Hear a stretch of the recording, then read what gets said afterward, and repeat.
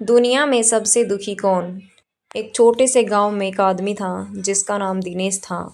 दिनेश हमेशा उदास रहता और उसके चेहरे पर एक गहरी चिंता का भाव होता। गांव वाले उसकी परेशानी का कारण जानने के लिए हमेशा उत्सुक रहते थे, लेकिन दिनेश कभी अपनी पीड़ा किसी से नहीं कहता था। एक दिन गांव में एक साधु बाबा आए। उन्होंने घोषणा की कि जो भी दुनिया में सबसे दुखी है वह उसके पास आ सकता है। गांव वाले समझ गए कि दिनेश ही इस समस्या का उत्तर दे सकता है, इसलिए उन्होंने दिनेश को साधु बाबा के पास भेजा।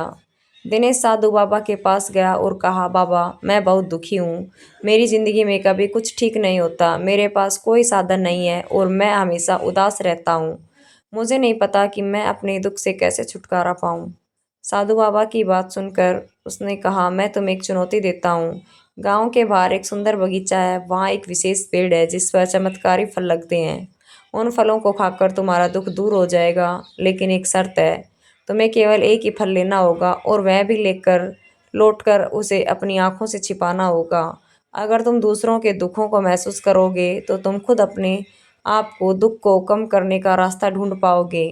दिनेश बगीचे की ओर बढ़ा और वहां पहुंचकर उसने पेड़ को देखा।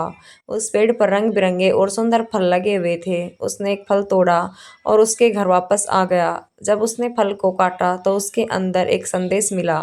दुनिया में सबसे बड़ा दुखी वह है जो अपने दुख को सबसे बड़ा मानता है। दूसरों के दुखों को समझो और तुम्हारा दुख खुद कम हो जाएगा। दिनेश ने संदेश को पढ़ा और समझा कि दूसरों की मदद करना उसकी चिंता को कम कर सकता है। उसने गांव के लोगों के साथ समय बिताया, उसकी परेशानियों को सुना और उनकी मदद करने लगा। धीरे धीरे जब उसने देखा कि दूसरे भी उसकी मदद से खुश हो रहे हैं, तो उसके खुद के दुख में भी कमी आने लगी। वह समझ गया कि दुख केवल एक मानसिक स्थिति है और वह दूसरों की मदद करता है और उसके दुख को समझता है तो उसकी अपनी समस्याएं भी हल हो जाती है।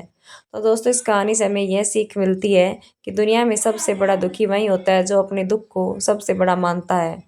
दूसरों की मदद करने और उनके दुख को समझने से पहले दुख को कम करने का रास्ता मिल सकता